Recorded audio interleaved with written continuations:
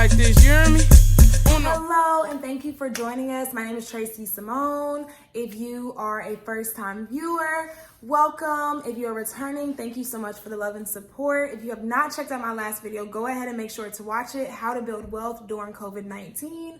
Now, generally my videos are travel videos and itinerary videos. However, during this time of crisis when we are not traveling, I do want to provide some information and to educate some people on some ways that you can be building and investing into your future, therefore allowing you to really create that lifestyle and be able to travel as much as you all would like to travel, right? So in this video, I'm gonna talk about how to invest in the stock market in order to create a long-term plan for how you can incorporate travel into your lifestyle. I want to make this as simple and fundamentally easy as possible. I know when I first got started, I looked up a lot of videos, how to invest in stocks, and it went into a lot of detail that now is beneficial, but getting started wasn't necessarily what I needed to know.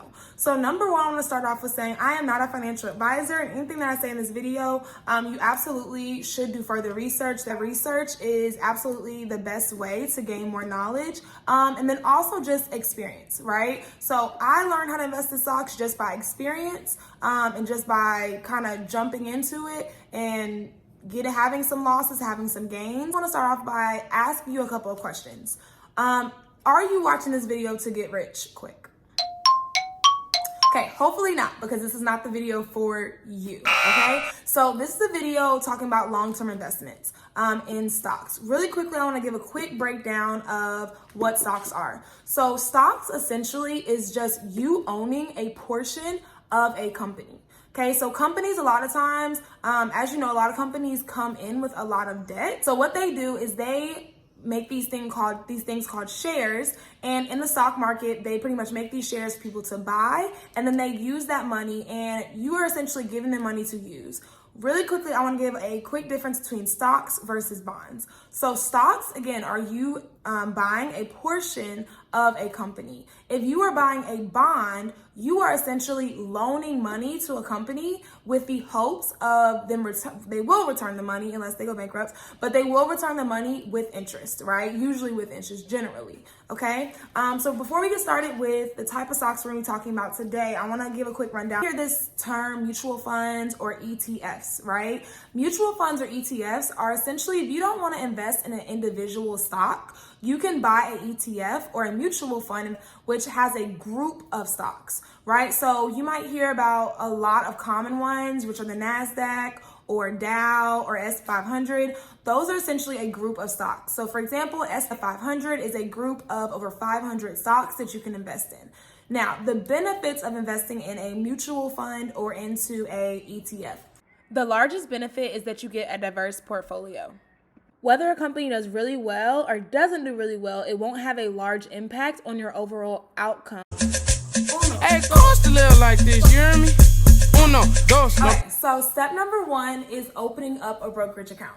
Okay, so there are a ton of brokerages out there. A brokerage is basically, if you have a financial advisor or you're looking for a financial advisor, they are who financial advisors work for. They work for a brokerage. So you can, of course, go to any establishment, any company that offers financial services. However, I prefer to use the apps just because it's the most user-friendly.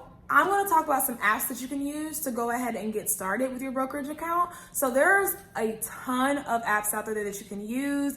E-Trade, Robinhood, Acorn, Stash, Stockpile, right? M1 Investments. There is a ton that you can use to get started. My preference, I like Robinhood just because it's very user-friendly and I can use it on my phone, access my investments and my stocks whenever I want to. But the first step is opening up a brokerage account, okay? The second step is to, number one, do your research, and number two, to look at what kind of stocks that you are interested in. So for example, if you are an athlete, you may keep up with Nike, right? You may know when the next Nike shoes come out. You might know who's getting endorsed by Nike. You might know when Nike's really not doing well. For example, right now, COVID-19, a lot of their stores are closed. They're relying on online, right? So I would start with companies that you are familiar with and that you are interested in, because the basis of investing in stock is really just keeping up with the company. There's this thing we call qualitative research versus quantitative research, right? So qualitative research is going to be like the quality, right? It's going to be the culture of the company, politics within the company, leadership within the company.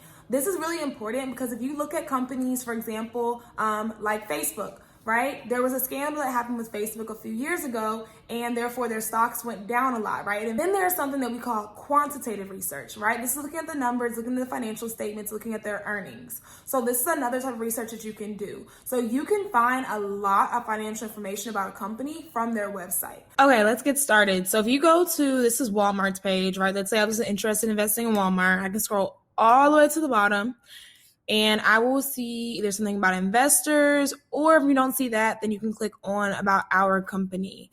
Once I get there, I see everything about their company, qualitative or quantitative. So their story, their leaders, et cetera, right? So if we click investors, we'll see our financial information.